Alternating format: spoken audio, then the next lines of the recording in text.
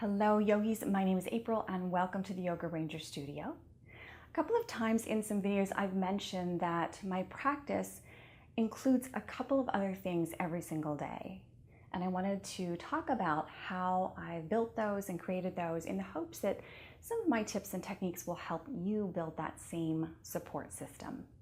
So as much as I am passionate about and love yoga asana, which is the physical practice of yoga like yin and restorative and flow and vinyasa and hatha yoga, I really have a even distribution in thirds of those practices. And my other two practices that are included in that, what I call yoga for my life, are meditation and pranayama. I will be covering breath regulation or pranayama in another video, but today I wanted to talk about meditation and building a sustainable home practice. So having meditated for a really long time now, I know how hard it was to get started and how hard it is sometimes to continue, and how sometimes there are challenges that come up in your meditation practice that make it a little bit harder to keep and maintain that sustainable daily practice. So I've distilled it down to three main things that will really help you build a sustainable practice. And I wanted to share these with you because I want you to have a meditation practice that supports you, that gives you all the wonderful things that my meditation practice has offered to me. And I want you to know that without my meditation practice, I would not be the person that I am, the teacher that I am, the mother, the wife, the community member, the human that I am without that meditation practice. So it's that important. So we're going to start with something that seems really simple, but is actually really important to your practice. That is building a space that's really comfortable for yourself. So it doesn't have to be a whole room. It can be a corner in the house, indoors or outdoors. It could be a space outdoors, but it's a place where you can easily sit down and meditate. And it doesn't have to be a cushion like this. It can be, absolutely, or it could be a chair. It could be a place against a wall to support your back. It could be any space that gives you the support for your practice and that you can just walk up to, sit down, and start meditating. So you don't have to set it up every single time. It needs to be a place you can just automatically see there. And I like to put it in a place where you can see it easily, because the more you see it, the more you're reminded that this is part of your practice. And you'll see it and you'll go, oh, I should meditate. Out of sight, out of mind really does work here. So you want to be able to find it quite often. So a lot of people put their meditation space in their bedroom, in a corner of their bedroom. And with that, you want to have something pretty to look at. So maybe looking out a window, looking at a space that's beautiful and inspiring, a painting, a picture, an image, an object, a sculpture, whatever it is. I actually face exactly the opposite that, well, your camera, you're looking at me. I face going the other way. So I'm like the camera when I do my meditation every morning, and I face in an easterly direction looking out the window because nature is inspiring to me and I love to see how things are going outside my window. It really inspires me to sit down and stay at my meditation seat. For comfort, there are a couple of things to keep in mind. I thought when I started I didn't have to have any equipment, but you do need some things to make yourself comfortable because you're going to be here for a little while. So any kind of chair or seat that's going to give you some support and allow you to sit up tall. You want a nice long spine, and that may mean a chair with a pillow or a cushion, something that's going to keep your seat from getting really tired or achy or rubbing on something. So if you have a hard chair, you might want to put a cushion or a blanket on it. You might need something to hold your knees up and give you that support so you don't feel like there's so much pressure there and you can sit a little bit longer. This is my setup. I have a pillow that's stuffed with some cotton batting underneath that's a little wider. I sit on a cushion that is a meditation cushion, but it is also, I use it for a lot of different things, but mainly for meditation.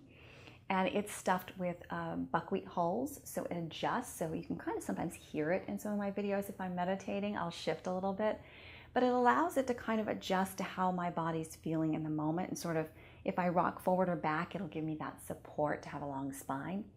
And I just added this soft little blanket thing. You can have any blanket, In the winter, I put a heating pad underneath it to keep my feet warm, but this helps my feet feel softer because sometimes when I'm seated in this position, my feet or on the floor, they feel very hard, and I wanted to kind of support my feet. I like to have something to read along the side, something that I really love, like a book of poetry or mantras or something to read after or before to inspire me. And I do have something to hold my water and a water bottle. I often have hot water first thing in the morning in my meditation practice, but I always have these things right next to me and I just keep them there. I have that little stand there. I bring my water each morning and put it down, and then I have my book right there off to the side, and I can read my little quote without too much effort. And this can take up a pretty small space. So we're talking about maybe 2 by 3 feet, pretty small space for you to enjoy and be really comfortable and seated. So find what that means for you. Outdoors, indoors, a corner, a room, a space. Set it up so you feel inspired, supported, comfortable, and maybe put something beautiful around it, something sensually beautiful, like this cushion is very soft, like the blanket's very soft, and it's like a sensory perception thing for me. My feet feel soft and cared for. So number 1, setting up a space and making it a sacred space that you can see all the time or as often as possible. That all you have to do is walk over, sit down, and you can start meditating anytime, all the time. Second thing is, of course, consistency. This is what I call the rule of applying seat to cushion. So there will be some days you will meditate and you will feel like you are enlightened. And there will be days that you will meditate and you will be counting every single second that you are meditating. And you'll be thinking of all the things you could be doing instead of this, all the accomplishments you could make. Seat to cushion, applying yourself and just saying, I'm going to sit here no matter what comes up. Even if you're sitting here and during your meditation, you're listing off all the things that you have to do next, stay. It's not wasted. Not a second of meditation, even if you get 20 seconds of actual calming meditation and breath that evens out, you have made something change. Something will shift. So don't give up. Don't just say, oh, after 5 minutes, this is a waste. It's never a waste. No amount of time is a waste. So be consistent with your practice. That may mean sometimes setting up either a first thing in the morning or a last thing at night. Now I know some people say they don't have time in the morning, and that's okay. Maybe right before you go to bed. So include it in part of your bedtime or nighttime ritual is to meditate. I do it both beginning and end of day, and I also do one in mid-afternoon when I'm feeling really sleepy and kind of distracted and I think I want to eat, but I realize I actually just need to center myself. So first thing when I wake up, the first thing I do is meditate. I use a mindfulness meditation for that time because that makes most sense for me to set intention for my day and really connect to being present. And then at the end of the day, I usually do some sort of body scan or a practice that is more soothing or calming, or like a breath work practice that helps me wind down and go to sleep. So you can have different styles of meditation in the same day. This takes me to our third thing. 1, 2, and 3, right? Number 3 is start small. Don't think like you have to sit down and meditate for 60 minutes. Maybe you will, maybe you won't. But imagine putting 5 or 10 minutes in the morning, first thing when you wake up, and then 5 or 10 minutes at the end of the day, right before you go to sleep. Both of those are going to give you a longer amount of time, and you're going to feel all the wonderful benefits from choosing those 2 different spaces. So in the mornings, it's often a 10 to 12 minute practice for me. At night, it may be somewhere between 15 and 30 minute practice for me, lying down in bed. It does help to be in bed for that. Mid-afternoon, it's a 20 to 30 minute practice, and it's a different kind of practice. I'm a little more exploratory. I'm a little more looking at how I'm feeling and really exploring my meditation practice in more depth. So I have these bookends to help me be more present and help me wind down and connect to myself. And then I have that exploratory practice. Maybe your practices are 5 minutes 3 times a day, 5 minutes 2 times a day. Start small. Maybe you do 5 minutes a day once a day for 2 weeks. And you find that after about 2 weeks, I found this to be true, and other people I know have found it to be true, that you feel like it's not long enough.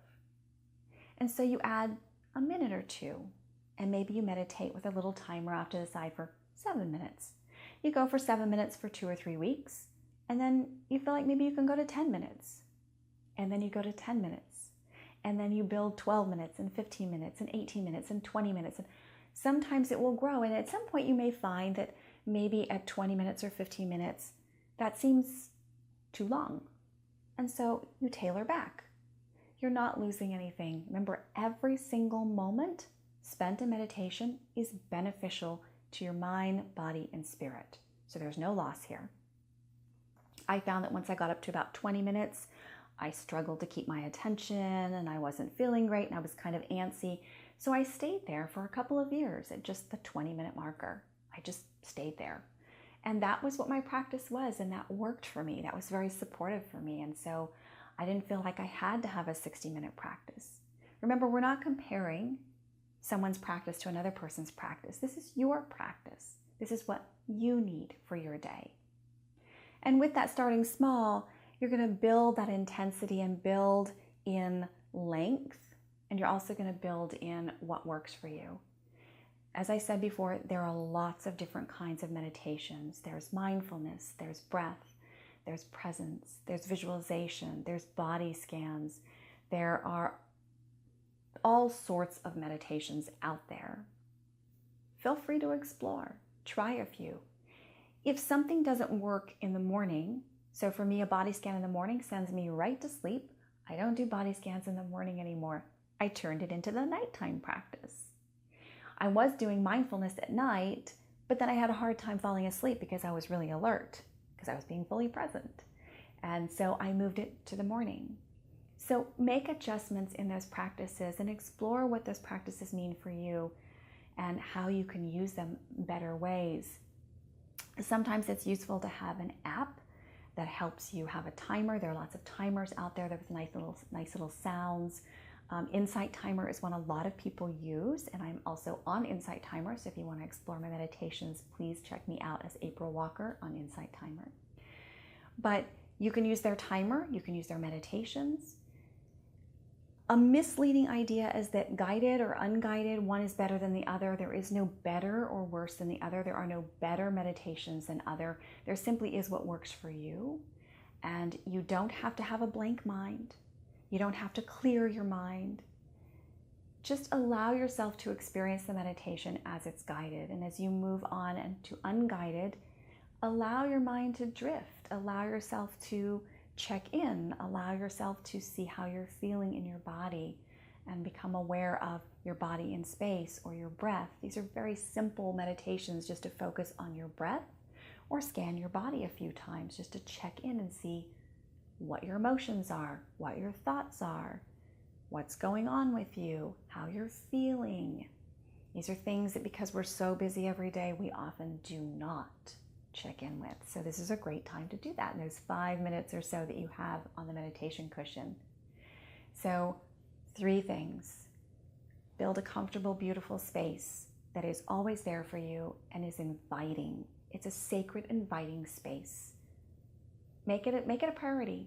Find a cushion that's soft. There's lots of nice meditation cushions out there for very, very reasonable prices. And find a little space that's comforting to you. 2, apply seat to cushion. No matter what's going on, no matter all the things that you have to do, you can find 5 minutes sometime today and every day to fit that meditation into. Make it a priority. Step away during your lunch break. Make it part of your lunch break. Make it part of your afternoon break or your morning break. 5 minutes, remember, just 5 minutes. Or even 2 minutes of breath awareness helps every single day. It's going to help you feel better and see the world differently. And then finally, start small and build as you go. Find what works for you at different times of day. Explore different practices. Be open to what those will do for you and how they will work. And enjoy the process. It's a beautiful process. It's not a destination. Meditation is a lifelong journey, and you're going to find that it's going to be super supportive and really give you things that you never imagined meditation could give you. So I hope this gives you some ideas. Please comment down below or reach out to me if you have any questions about meditation. I am absolutely here to help you with that. I want you to have a sustainable daily meditation practice, and I want to help you build that in whatever way I can. If you would like more meditations or you're looking for certain meditations, I can possibly guide you to those or even create more of them for you. So let me know what you need and what you would like to see. I would love to help you build that meditation practice and enjoy the beauty of meditation. Thank you so much for joining me. I hope these tips help you, and I hope to hear from you down below on what you need and what you want and how this works. And I hope you build a beautiful meditation practice. Thank you so much. Have a great week.